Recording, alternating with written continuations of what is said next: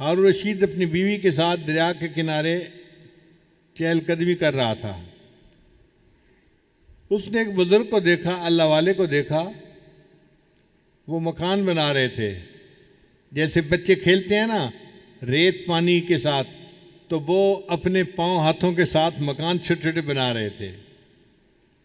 ہارون رشید نے دیکھا تو اس نے پوچھا، بہلول کیا کر رہے ہو؟ بھئی مکان بنا رہا ہوں۔ کیوں؟ کہ جو بندہ اس مکان کو خریدے گا میں دعا کروں گا اللہ اس مکان کے بدلے اس کو جنت میں مکان عطا فرما دے۔ بہلول قیمت کیا ہے؟ اس نے کہا 1 دینار قیمت ہے، یعنی 1 روپیہ قیمت ہے۔ بہلول سمجھا کہ یہ موجی بندہ ہے اور یہ جہاز ہے جو پرواز کر رہا ہے، بس موج میں بیٹھا ہوا ہے۔ پیچھے اس کی بیگم آئی، اس نے بھی سلام کیا، بہلول کیا کر رہے ہو؟ مکان بنا رہا ہوں۔ کیوں؟ جو خریدے گا میں دعا کروں گا اللہ اس مکان کے بدلے اس کو جنت میں مکان عطا فرما دے۔ وہ عورت ذات تھی، دل میں اللہ والوں کا احترام تھا۔ اس نے پوچھا قیمت کتنی ہے؟ کہنے لگا 1 دینار۔ اس نے 1 دینار پرس میں نکال کے دے دیا، اچھا میرے لیے دعا کر دینا۔ اب جب رات ہوئی تو ہارون رشید نے خواب دیکھا کہ جنت ہے اور اس کے خوبصورت مکان ہیں اور یہ پھر رہا ہے، جنت کی سیر کر رہا ہے۔ بڑا حیران، ایک مکان کی 1 اینٹ سونے کی، 1 اینٹ چاندی کی، اور مشک کا سیمنٹ اس میں استعمال ہوا ہے۔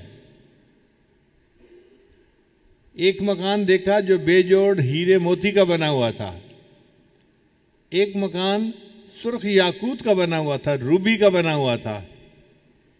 روبی کا چھوٹا سا پتھر ہوتا ہے انگوٹھی میں لگا ہوا، عورتیں اس انگوٹھی کو پہنتی ہیں تو پھر اپنا ہاتھ دوسری عورتوں کو دکھا رہی ہوتی ہے کہ دیکھو میری انگلی میں روبی کا پتھر ہے۔ اب چھوٹے سے پتھر کی اگر اتنی قیمت ہے تو وہ مکان پورا کا پورا روبی کا بنا ہوا تھا۔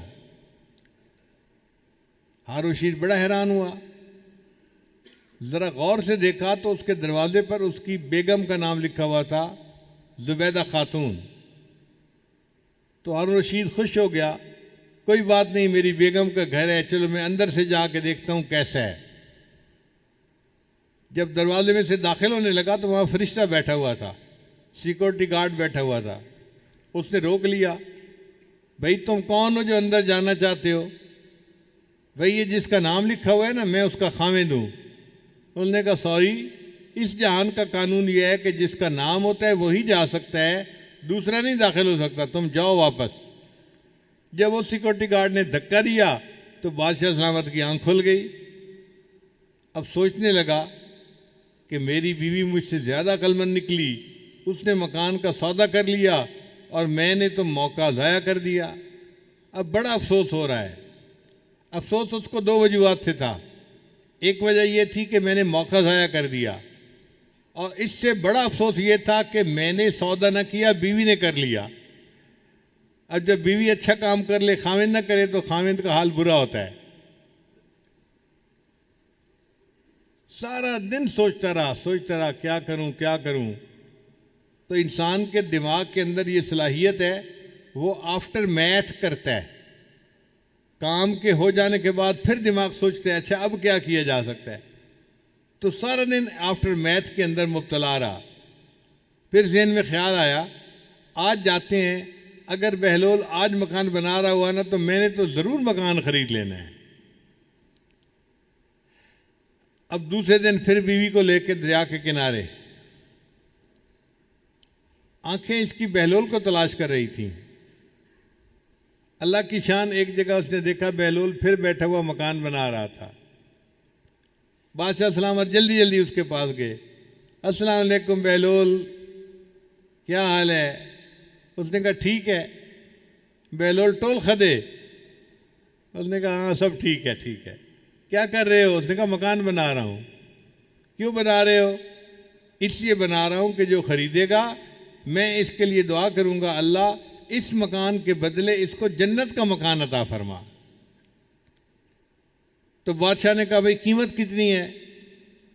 اس نے کہا بادشاہ سلامت پوری دنیا کی بادشاہی. ہارون رشید حیران ہو گیا. بہلول کل تو 1 دینار قیمت مانگ رہے تھے اور آج پوری دنیا کی بادشاہی.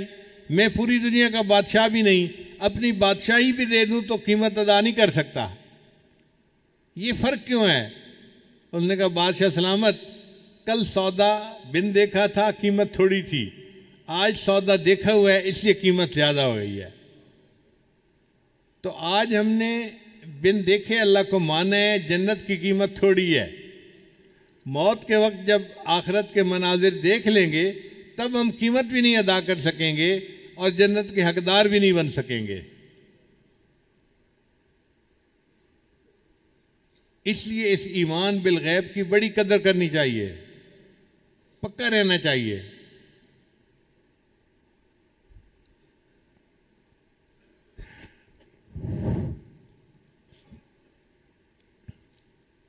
کہتے ہیں کہ حضرت یوسف علیہ السلام کے زمانے